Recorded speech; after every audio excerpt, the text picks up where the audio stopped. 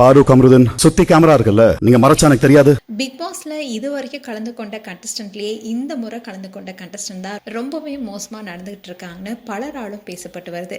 இன்னொன்னு தான் big pass போட்டியாளர்கிட்ட ரொம்பவே கோவமா பேசியிருக்காரு. கடந்த 8 சீசன்ல இது போன்ற போட்டியாளர்கள் இல்லைன்னு சொல்ற அளவுக்கு தான் இந்த சீசன்ல போட்டியாளர்களா இருக்கவங்க இருக்கீங்கன்னு ரொம்பவே காட்டமா பேசியிருக்காரு. அதுலயும் முக்கியமா சொல்லணும்னா கமருதீன் அண்ட் பார்வதி இவங்க 2 பேர்த்தையுமே திட்டிருக்காரு. அதாவது கமருதீன் அண்ட் பார்வதி 2 பேருமே மயக்க மறைச்சு பேசியிருக்காங்க. அதனால பிக் பாஸ் கமருதீன் அண்ட் பாரு, நீங்க 2 பேரும் மயக்க மறைச்சு பேசினா எனக்கு தெரியாதா? நான் உங்ககிட்ட எத்தனை முறை சொல்றது? நீங்க மயக்க மறைச்சு பேசினாலும் உங்களை சுத்தி பல கேமரா இருக்கு. அதன் மூலமா பலருமே பார்த்துட்டு இருக்காங்க. அதோட தூங்காம சாப்பிடாம உங்களை தானே பார்த்துட்டு இருக்கேன். இங்க என்ன நடக்குதுன்னு எனக்கு தெரியாதா? இது வரைக்கும் அந்த சீசன்லயே இந்த சீசன் தான் ரொம்பவே மோசமா இருக்கு. உங்களுக்கு டாஸ்க் லெட்டர் கொடுத்தனே அதை படிச்சீங்களான்னு கேட்டாரு. அதுக்கு ஒருத்தருமே பதில் சொல்லாம இருக்க பிக் பாஸோ ஆன்சர் ப்ளீஸ்னு சொன்னாரு. உடனே பிரஜின் படிச்சோம்னு சொன்னாரு.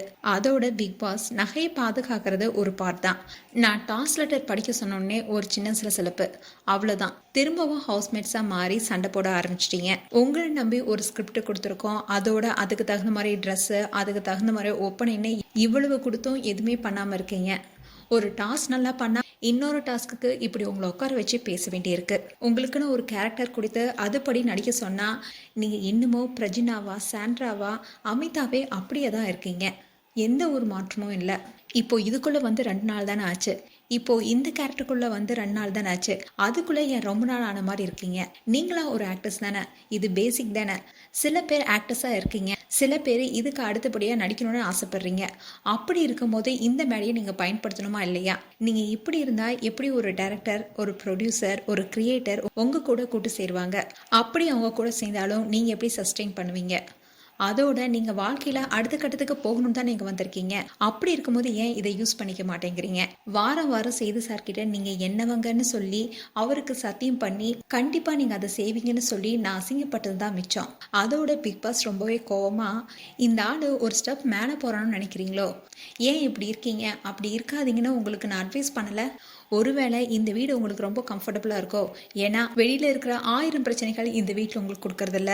அதனால தான் நீங்க ரொம்பவே கம்ஃபர்டபுளா நினைக்கிறீங்களோ? அண்ட் கமருதீன், பாரு 2 பேர்கிட்டையும் பல முறை சொல்லியாச்சு மைக்க மறைச்சு பேசாதீங்கன்னு.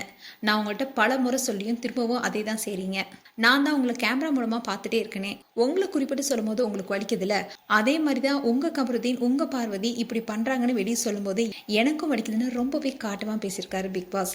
அந்த அளவுக்கு இந்த சீசன்ல கலந்து கொண்ட போட்டியாளர்கள் ஒவ்வொருவருமே ரொம்பவே மோசமா நடந்துட்டு வராங்க. அது மட்டும் இல்லாம கமருதீன் அண்ட் பார்வதி 2 பேருக்குமே ரெட் கார்டு கொடுத்து அனுப்பிட்டா இந்த சீசன் கொஞ்சம் பாக்குற மாதிரியாவது இருக்கும்னு பலரும் சொல்லிட்டு வராங்க.